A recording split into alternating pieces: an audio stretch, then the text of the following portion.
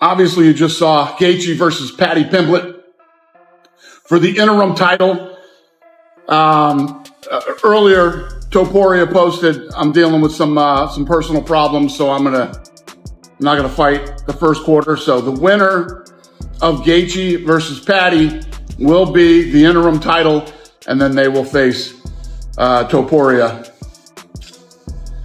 Is it publicly? There's like a divorce. Oh, yeah. Well, she's taking photos with rappers and shit, putting it on Instagram. No. Yeah. They try to Put a fucking knife right in your spirit. This is the mother of your children, and this lady is a monster. There's a lot of ladies like that because you hooked up with a guy who's an incredibly special human being. You not just a UFC world champion, but a 2-division world champion superstar who the whole world wants to see, and you're his wife. So you're like, oh, look at me. And then he doesn't want to be with you anymore. Well, I'm gonna take you down. Reputation destruction. That's what they really are experts. Dana White has been forced to confront one of the most uncomfortable and disruptive situations the UFC has dealt with in years.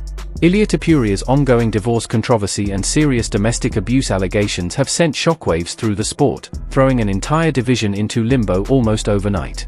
To be absolutely clear, these are allegations, not proven facts. But the fallout has already been enormous. Topuria, one of the UFC's most dangerous and marketable champions, has reportedly stepped away from competition, vacating his title to focus on his personal life, his legal situation, and, most importantly, his children. I met my wife in Miami. Really? Yeah, she was living there. Damn. Who says you can't meet your wife in Miami? Well, you can find your wife in any place in the world. You hear that? Put that on Only in Date on Instagram. You can meet your wife in Miami. Alright, that's right. Put it on Only in Date is hilarious. Every year. But why are you saying that? Huh? Why are you saying that? Everyone says that. Because you go to the party and this is the only place you see. Like you don't know the another part of Miami of people that just they want. They're normal. Yeah. Yeah. Best place to work out too, Miami, because you can just walk outside and run the water. Get under your skin. You know what that means? Like, you know what I'm saying? Like somebody that knows to say something that triggers. You see, your face is saying something though. I think the only person is my wife, probably. She's the only person. No one else, I think. Seriously? I think so. That's very good. Yeah. You know, because you know that is a big strength of a lot of great ones were like that. Some of it wanted it. Some people wanted it. Like Michael Jordan's was he wanted you to say something to him. Yeah. And then he would convince himself that you said something about him really bad. And then he wanted to kill you. That's what Michael would talk about. You know? Yeah, but at the end of the day, he was playing basketball. Right. And I have enough of that energy that I wanna go in and take his head. All of a sudden, what was once one of the most exciting divisions in the UFC has been thrown into complete uncertainty. Dana White hasn't gone into full detail publicly, but behind the scenes, this is exactly the kind of situation the UFC fears most. Not because of rankings or matchups, but because controversies like this force the promotion into full damage control mode. A champion isn't just a fighter, they're a brand, the face of an entire division. And when that image becomes unstable, everything around it starts to fracture. From Dana's perspective, this isn't about punishment or judgment. It's about reality. You simply can't prepare for elite-level fights while dealing with court proceedings, relentless media pressure, and personal or family turmoil. Some news regarding Ilia Topuria, because I do think that as of this morning, it's probably the biggest news of the day. So obviously by now, you know that he is not fighting on January 24th. You know that he is taking a bit of a break. You know that there's an interim title on the line at UFC 324. You know all that stuff and more. Well, over the weekend, he spoke to ESPN Deportes. I want to play those two clips in a moment, but I want to start with the new news first, if you will, because he posted on Instagram this morning an update on his status, and he also discussed what he's been going through. And I think it's worth reading because this is the most he has said about all this. Over the past several weeks, I've made the difficult decision to temporarily step away from defending my title. This was not a decision I took lightly. However, when circumstances arise that threaten your personal integrity, your family, and your reputation, there comes a point when you must address them directly. In recent months, I have been subjected to severe and unacceptable pressure. including threats to disseminate false allegations of domestic abuse unless financial demands were met. These allegations are entirely unfounded. The truth is not a matter of opinion, it is a matter of evidence. All relevant evidence has been carefully preserved and documented, including audio recordings, written communications, witness statements, and video material. This evidence has been submitted to appropriate judicial authorities in order to pursue legal action for attempted extortion, falsification of evidence, misappropriation of funds and personal property, and multiple threats. My initial decision to remain silent was made solely to protect my children, who are the most important part of my life. However, I've come to understand that silence under these circumstances does not protect the truth. It allows false narratives to take hold. Many individuals have faced similar situations, and time and again, the legal system has ultimately clarified the facts. Today, I'm stepping forward not only for my family and myself, but also to demonstrate that no one should be forced to yield to intimidation, manipulation, or fear. Those who know me can attest that I have never engaged in violence of any kind, and that my life and career have always been guided by discipline, respect, and integrity. I have full confidence in the judicial process and will allow the legal system to determine the facts based on evidence. Out of respect for my children and the ongoing legal proceedings, I will not be making any further public statements. I respectfully ask that speculation be avoided and that my family's privacy be honored during this sensitive time. The truth does not require volume, it requires facts. Thank you, Ilia Topuria. So that is heavy duty stuff. Obviously, we knew that he was going through some personal issues and there's rumors online, and I didn't want to partake in any of those. I had not heard any of this. I had to dig into this. I guess I misunderstood. Ilia Topuria made headlines. My belief through the headlines is that Ilia was walking away from the UFC championship belt, thus elevating Justin Gaethje and Paddy Pimblett to undisputed title. Now, once I dug into this, I can't quite recall why I thought it in the first place. I mean, once I dug into it, there was nothing in the article that said that Paddy and Justin was going to be undisputed, or that the UFC was accepting, or that Ilia was surrendering a belt back. And I was talking with Daniel Cormier. Daniel's always got the inside scoop. It's like, hey, Daniel, you just got back from calling this event. What is going on there? Is Justin and Paddy moved up? And Daniel said no. He said that essentially in all of these articles and all of these news waves that have now just come out on Ilia Topuria, it's repackaging what we already knew. It was Ilia coming in front of this thing and saying, hey, I'm dealing with some big stresses in my personal life, and one of the great concerns that I have is that there's going to be a claim made against me for domestic violence, and I'm sitting here and I'm just waiting for this shoe to drop. And until it does, and until I can deal with that, try to work my own personal things back into order, I won't be competing. Now, I think a lot of you are going to hear what I just said and go, hey, Chael, you're 2 weeks late on the story. No, that is the story. The story is that this made headlines for something that we were already told a couple of weeks ago, and there is no escalation from that, meaning Ilia Topuria is not vanquishing or having stripped from him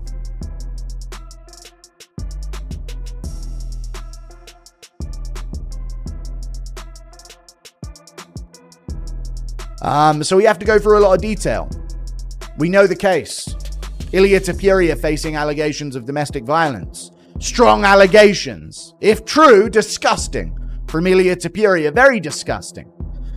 It seems a bit weird. Okay, we've had no evidence against him. It seems like Ilia's proving more, or attempting to prove more evidence of his innocence than there is evidence of the allegations. It's a very odd dynamic. We don't normally see it this way round. Okay? And he says he's being blackmailed, and he's got proof of it, and he's going to go to court with this, and that's why he released that statement the other day that I made a video about, but it was very vague. We don't know much about this. Now we do. Let's go through the information here, the new information, the new details. More information has been revealed regarding Ilia Topuria's breakup with Georgina, Uzcategui. I don't know if that's how you pronounce it, but that was my attempt. Per Rabago Isabel. I'm just reading what this guy says. He's a Spanish reporter. He's actually got quite a lot of followers, 130,000 or so. I think that's more than me. So this guy must be a pretty fucking big deal. Okay. The couple decided to split in August. I'm going to take this chunk by chunk of information and we're going to give my opinions on things that we do. Otherwise, there's just too much to go through. The couple decided to split in August. So this has been brewing for a while, which may explain how Ilia's been a bit radio silent recently in the division. He knew this was coming. This has been brewing for months. 4 months. Literally 4 months of time. This has been brewing. They split in August. And for a while, this has been silent, other than a couple of weeks ago. So that's very interesting as well, because then we get into the rest of this information, which has been posted, I believe, chronologically. Negotiations over the breakup began based solely on financial demands Georgina put on the table. Interesting way to start this. Very interesting way to start this. Now, a lot of people are saying things like, she's the rich one. I don't think that she's like the female Bruce Wayne. Right now, Topuria clearly doesn't have that luxury. Vacating the belt changes everything. Contenders who were patiently waiting their turn are suddenly scrambling. Matchmakers are forced to rewrite plans months ahead of schedule. Fighters who were preparing specifically for Topuria now have no idea who they're facing or when, and fans keep asking the same questions again and again. When does Ilia Topuria come back? And what version of him returns? Because history tells us something important. Some fighters come back shattered after personal turmoil. Others return unhinged, driven by emotion, anger, and an overwhelming need to prove something. Wins if Islam and Topuria fight? I hope it's gonna happen. It's gonna be a tough fight for Ilia, for sure. Ilia make you either shoot him, which is he will stop, or no, Islam has to strike with him, and in striking we all know how Ilia fights and how dangerous he is and how knockout power he have. So it's gonna be a tough fight for Ilia for sure, like every fight is, but I believe he can finish Islam Makhachev. Ilia moving up to lightweight. Is it safe to say that Ilia Islam is the fight that we're sort of working toward? There's still other possibilities. There's a lot of going on right now. Did he vacate the belt, or did you guys say we don't want to hold up the featherweight division? No, he did that. He said, I've done everything I can do here. I'm ready to move up, and he vacated it. I respect when guys do that. Do you feel that if the UFC gives this fight to Paddy the Baddy, do you think that's the right thing? It's a mess right now at 155 pounds. It's very difficult to say, Paddy Pimblett, you're next up, when you haven't fought Arman Tsarukyan, Justin Gaethje, Dustin Poirier, Charles Oliveira. I understand Arman weighed in as a backup. I gave you a shot for you to weigh in. You don't make weight. That doesn't make a company very, very happy. And can that company trust you? Who's done more than Justin Gaethje as far as favors for the UFC? That's not realistic, bro. The UFC moves on, bro. This is how you matchmake it. It does have to be Justin Gaethje versus Paddy Pimblett, and you do have to be fair. Give it to Arman. Arman does deserve that shot, bro. Like, the MMA world has witnessed both outcomes, and that uncertainty is exactly what makes this situation so volatile. It also raises the question Dana White knows fans are already arguing about. How long can the UFC realistically wait? 6 months? A year? Even longer? At some point, divisions have to keep moving.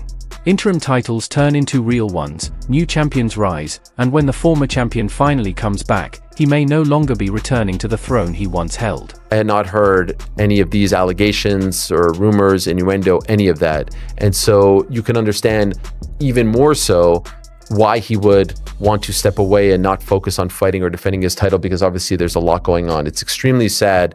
It's I feel for everyone involved. I feel for his family. I feel for his kids.